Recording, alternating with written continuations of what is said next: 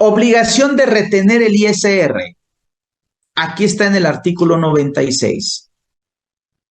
Quienes hagan pagos por los conceptos a que se refiere este capítulo están obligados a efectuar retenciones y enteros mensuales que tendrán el carácter de pagos provisionales a cuenta del impuesto anual.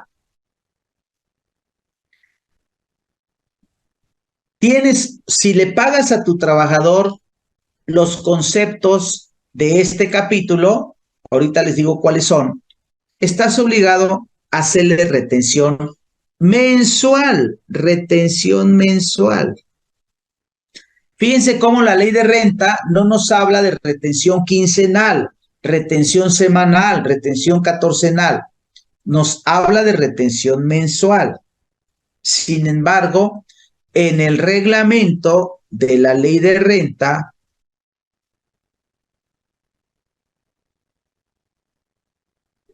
en el reglamento de la ley del ISR, tenemos la opción,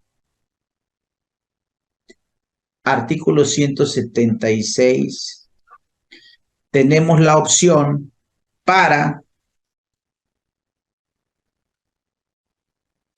una retención distinta a la mensual. La ley nos dijo la retención es mensual y también el pago del impuesto.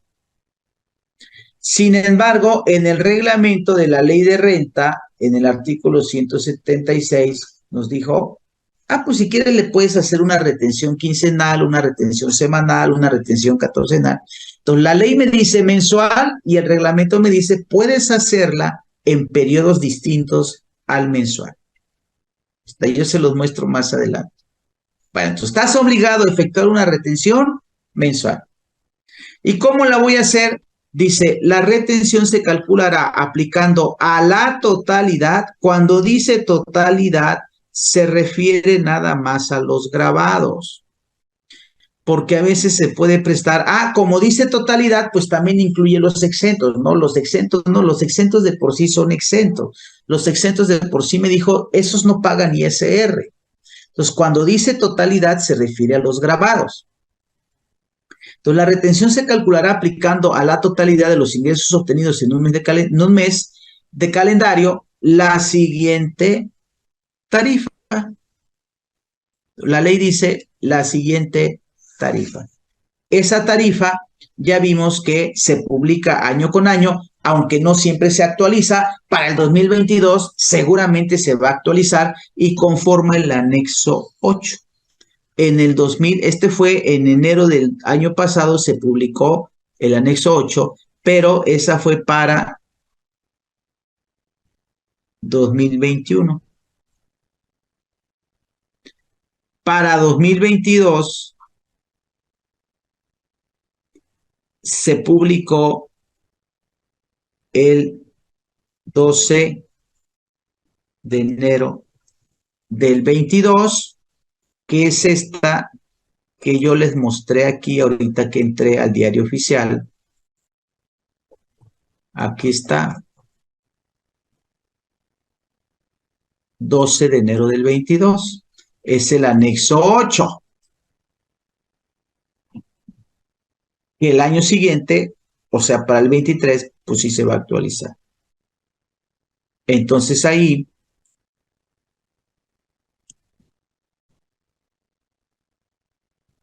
me dice, vas a aplicar a la totalidad de los grabados la siguiente tarifa. La tarifa se publicó el 12 de enero del 22. ¿Cuál es la metodología? Al total, considerando todos los pagos, grabados y exentos, a ese total le restas los exentos y te da la tarifa y le aplicas la tarifa oficial actualizada. Entonces, a todo lo que le pagaste, identifica los exentos, se los quitas y a la diferencia le aplicas la tarifa, esa tarifa que se actualiza. Entonces, en procedimiento decimos ingresos totales menos ingresos exentos es igual a la base a la cual le vamos a aplicar la tarifa. ¿Y cómo vamos a aplicar la tarifa? Si nosotros nos vamos a el tema de la tarifa, les muestro.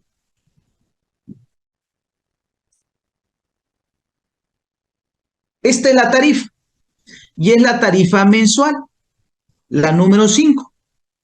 Bueno, tiene una columna que se llama límite inferior y tiene una columna que se llama límite superior. Tiene una columna que se llama cuota fija y una que se llama por ciento o porcentaje para aplicarse sobre el excedente del límite inferior. Bueno, tiene 4 columnas: límite inferior, límite superior, cuota fija y porcentaje. ¿Cómo aplicamos nosotros la tarifa? Nosotros decimos, mira, dijimos que la tarifa tiene 4 columnas. Tiene límite inferior, límite superior, cuota fija y porcentaje.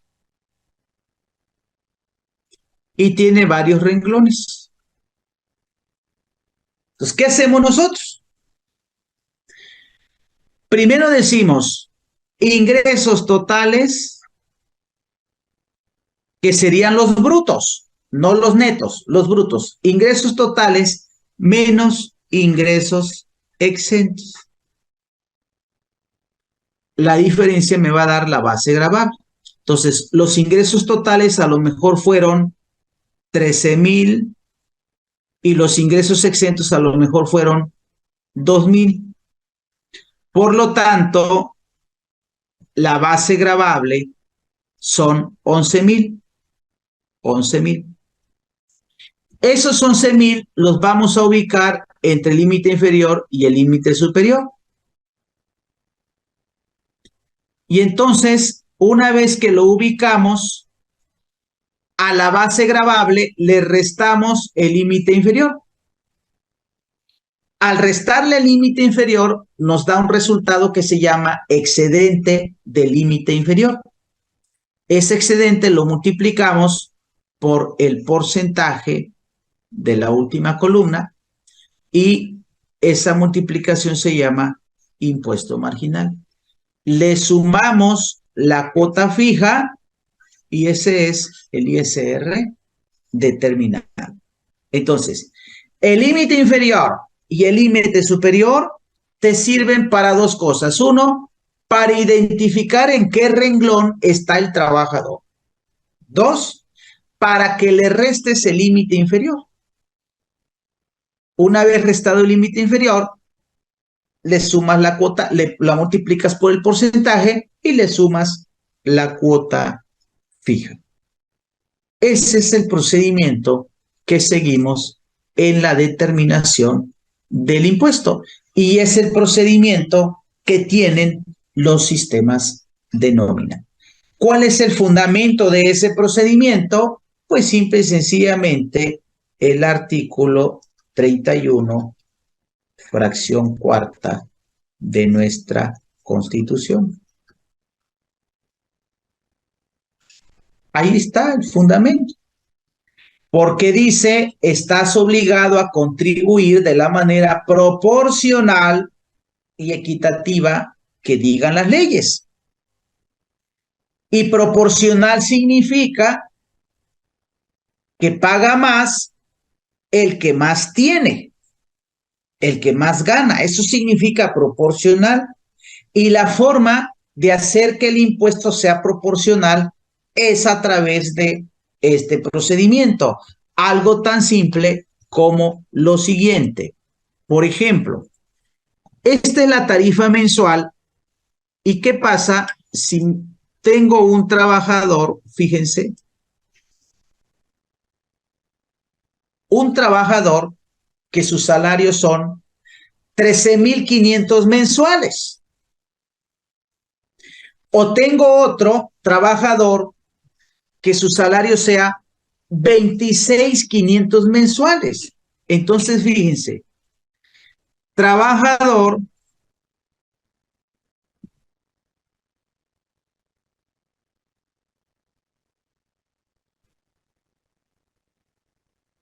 con salario mensual de 13,500. Y luego tenemos trabajador con salario mensual de 26,500, casi el doble, casi el doble. Los dos están en el mismo renglón de la tarifa. Aquí está el de 13,500 y el de 26,500. Entonces, fíjense, esa columna que dice cuota fija es en realidad el impuesto. Ese es en realidad el impuesto. ¿Cuánto paga de impuesto alguien que gana 13,500 al mes? Pues paga 1,417.12. ¿Y cuánto paga de impuesto alguien que gana 26,500 al mes? Pues también paga 1,417.12. Entonces, fíjense, su ISR será de 1,417.12. 1,417.12.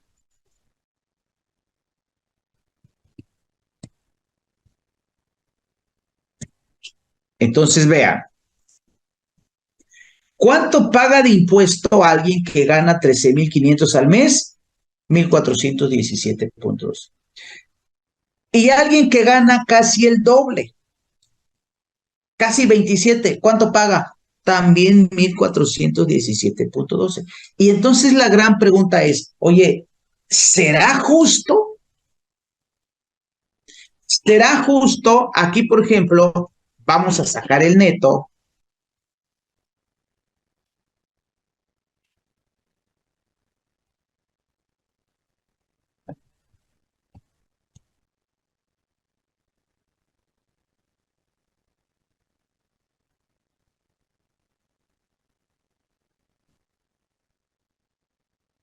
El que gana 13,500, su impuesto sobre la renta son 1,417.12. Y el que gana 26,500, su impuesto sobre la renta son 1,417.12. Y entonces aquí el cuestionamiento es, oye, ¿es justo? ¿Qué no dice la Constitución que de la manera proporcional y equitativa? ¿Qué acaso proporcional no significa que pague más el que gana más? Y, oye, aquí los dos están pagando lo mismo. Los dos están pagando lo mismo. ¿Dónde está eso de proporcional? Que paga más el que más tiene. Si aquí tiene el doble y paga lo mismo que el otro. ¿Dónde está lo constitucional? Lo proporcional. Entonces,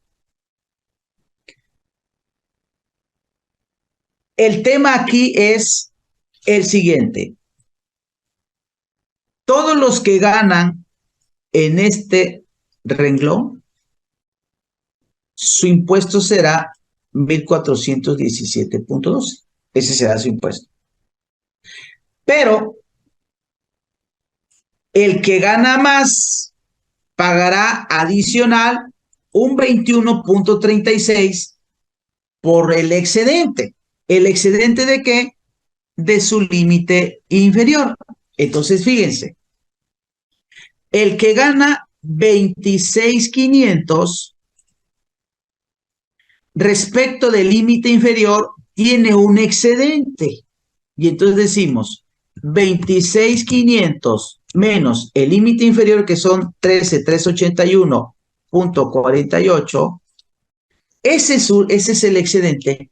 De ese excedente va a pagar 21.36% más por 21.36%.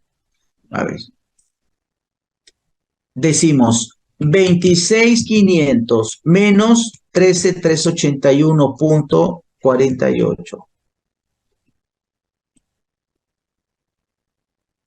Da 13.118 por 21.36%, 2.802.12.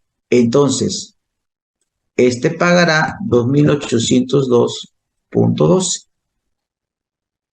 Ahora sí, decimos acá, total de ISR, este está pagando 1.417 más 2.812. Entonces, fíjense, excedente ISR del excedente.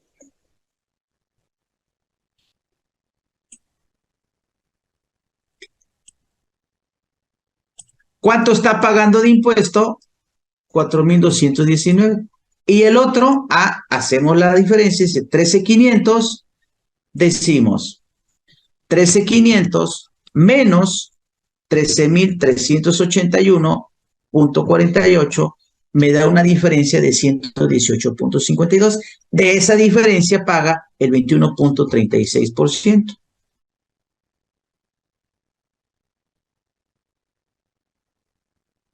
$25.32. Ahora sí, ¿pagaron el mismo ISR? No.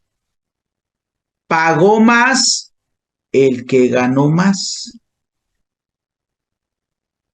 Esa es la razón de la tablita o del procedimiento de la tarifa.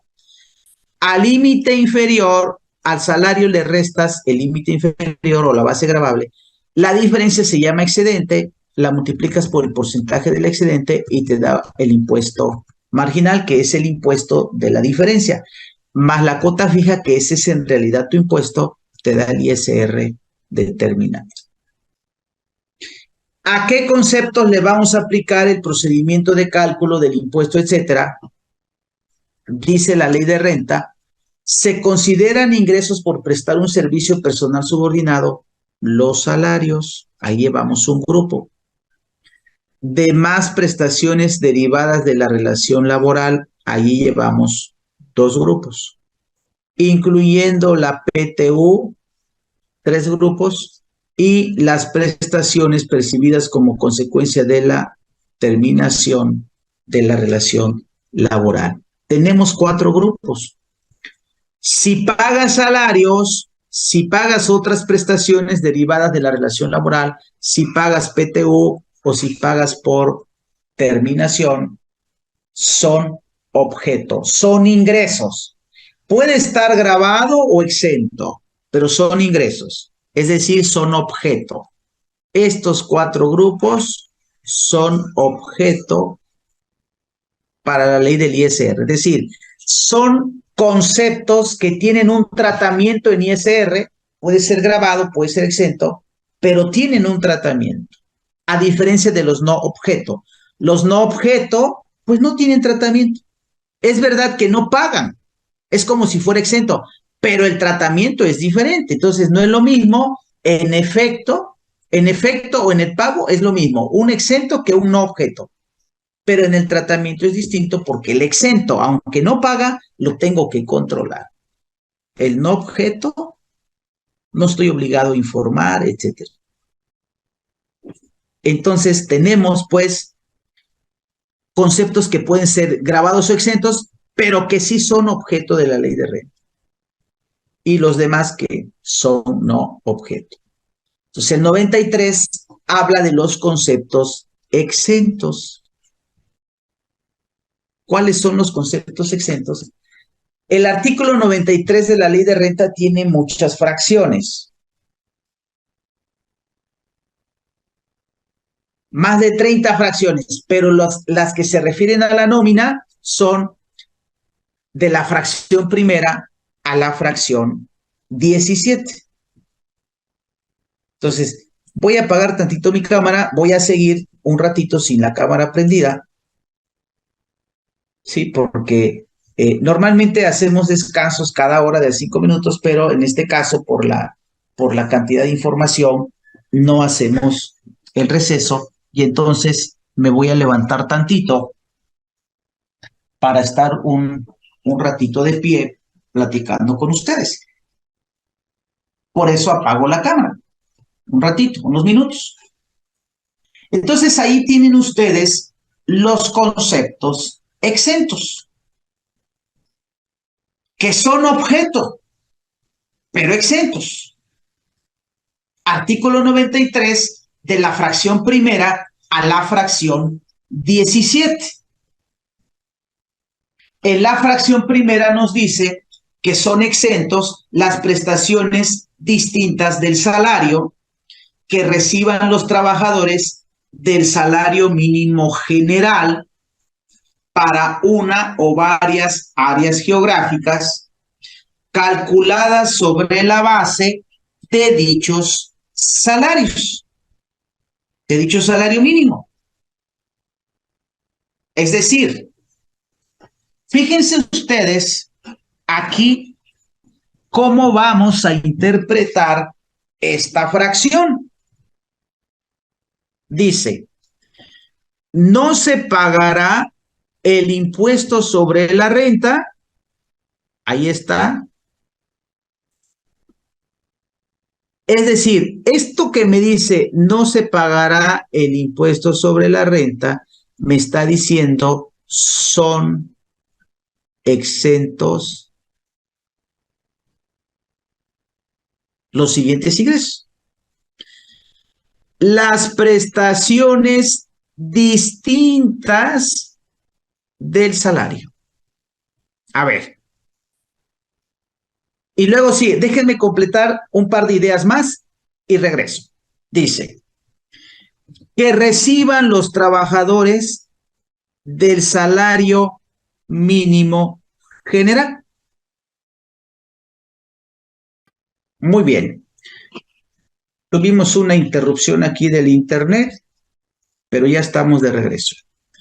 Entonces les comentaba que vamos a trabajar ahorita con este pensamiento o esta idea, porque esta es una idea. Más adelante nos va diciendo más conceptos. Entonces acá decimos, son exentos, eso significa esto, son exentos o son exentas las prestaciones distintas del salario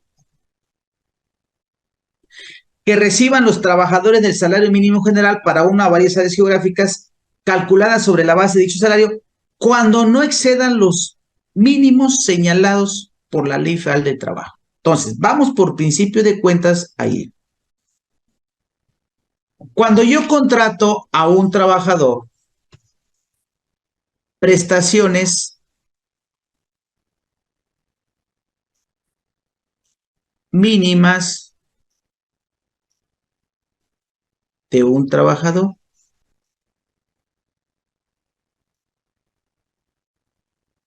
según la ley. ¿Cuál ley? Laboral. Según la Ley Federal del Trabajo.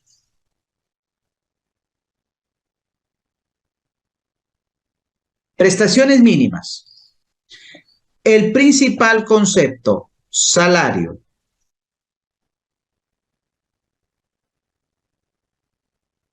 Aquí puede ser el mínimo o puede ser superior. El mínimo puede ser general o puede ser profesional. ¿Sí? Entonces, prestaciones mínimas, su salario. Oye, ¿le puedo pagar diario 20 pesos? No. ¿Le puedo pagar diario 80 pesos? No. ¿Le puedo pagar diario 150 pesos? No. Hay una cantidad mínima, independientemente de las horas que trabaje. Oye, pero solo va a estar una hora diario. No importa. Le tienes que dar mínimo 172.87. Mínimo. Oye, pero solo es una hora. No importa que sea solo una hora, porque cuando ustedes revisan la definición de salario mínimo en la Ley Federal del Trabajo, en el artículo 90, fíjense la definición de salario mínimo. Vean la definición. Dice, salario mínimo es la cantidad menor. O sea, menos de eso no. Eso es lo mínimo. Es la cantidad menor que debe recibir en efectivo la persona trabajadora por los servicios prestados en una jornada de trabajo.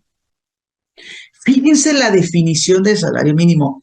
La definición no dice la cantidad menor en 8 horas. No, no dice así.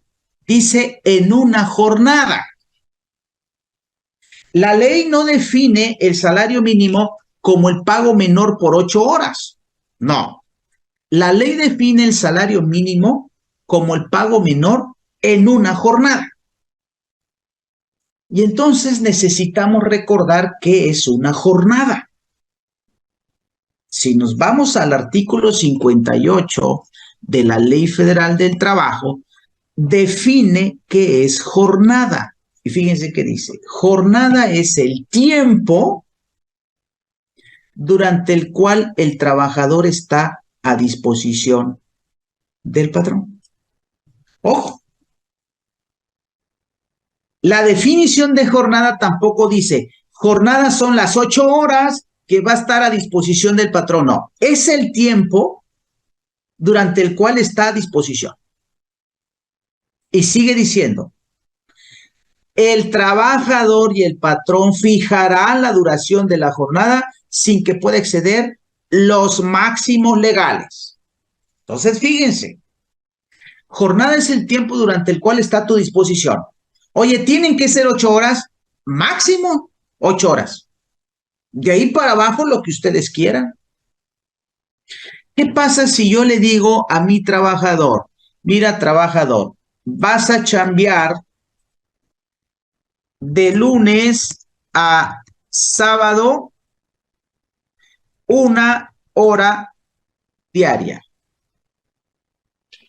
¿Se puede? Sí se puede. Ah, bueno, pues ¿sabes qué? De lunes a sábado 1 hora diaria. Y dice la ley, esa es la jornada. Ustedes pueden pactar la jornada.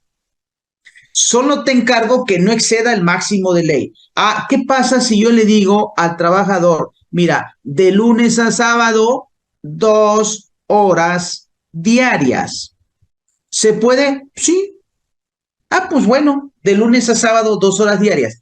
Vienes a las 9 de la mañana y te vas a las 11 de la mañana. ¿Se puede? Sí, es una jornada. Esas 2 horas diarias es una jornada.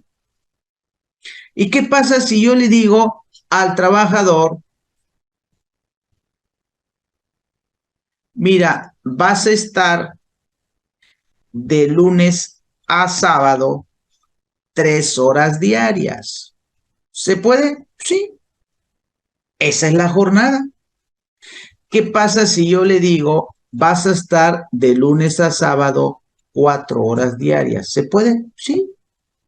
Esa es la jornada. ¿Qué pasa si yo le digo, vas a estar de lunes a sábado 5 horas diarias? ¿Se puede? Sí. Esa es la jornada. ¿Qué pasa si yo le digo, vas a estar de lunes a sábado 6 horas diarias? ¿Se puede? Claro. Esa es la jornada. ¿Qué pasa si yo le digo, vas a estar de lunes a sábado 7 horas diarias? ¿Se puede? Sí, esa es la jornada. ¿Qué pasa si yo le digo de lunes a sábado 8 horas diarias? ¿Se puede? Sí, esa es la jornada. ¿Qué pasa si yo le digo de lunes a sábado 9 horas diarias? ¿Se puede? No. No, porque ya excede las máximas de ley. Entonces, fíjense aquí, entrada, salida. Vas a entrar a las 8 y vas a salir a las 9.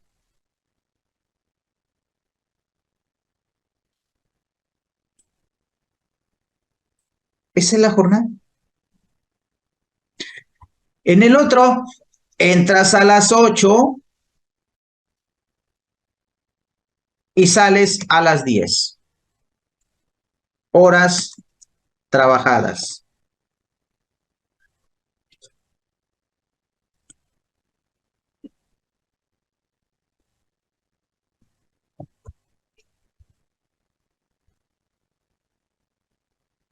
Una.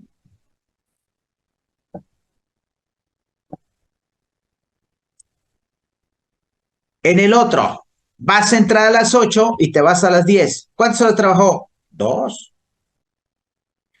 En el otro, vas a entrar a las 8 y te vas a las 11. ¿Cuántas horas trabajó? 3.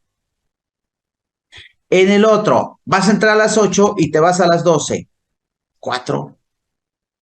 Vas a entrar a las 8 y te vas a la 1. 5. Vas a entrar a las 8 y te vas a las 2. 6. Vas a entrar a las 8 y te vas a las 3. 7 horas. Vas a entrar a las 8 y te vas a las 4. 8 horas. Y vas a entrar a las 8 y te vas a las 5. 9 horas. Ese ya no. Ese ya no. Entonces acá diríamos jornada permitida. Sí.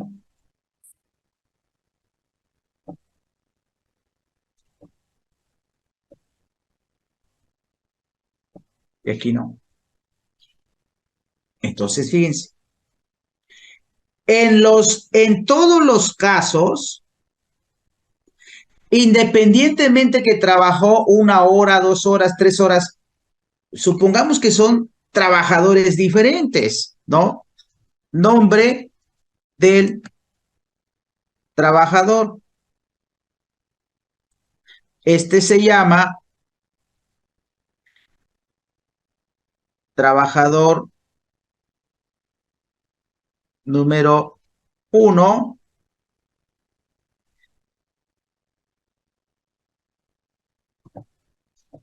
Se llama trabajador número 2.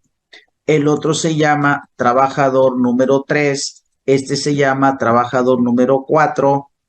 El otro se llama trabajador número 5. Se llama trabajador número 6. Se llama trabajador número 7. Se llama trabajador número 8. Y se llama trabajador número 9. O sea, son trabajadores diferentes. Y entonces, fíjense, ¿cuántas horas están trabajando? Digo, no se puede, ese es ilegal. ¿Ok? Bueno, ¿cuánto le pagas? Mínimo salario mínimo 172.87. Oye, pero solo es 1 hora. Sí, pero esa es su jornada. Eso es lo que ustedes quedaron. 1 hora diaria, ¿sí? La ley dice máximo, dice, jornada es el tiempo durante el cual el trabajador está a disposición del patrón. Ok, y luego dice, entre ellos van a fijar cuánto dura la jornada, sin que pueda exceder los máximos legales. Entonces, con el trabajador 1 quedamos 1 hora diaria. Esa es la jornada. Con el trabajador 2 quedamos 2 horas diarias. Esa es la jornada. En todos los casos, esa es la jornada. Y por la jornada no le podemos dar menos del salario mínimo.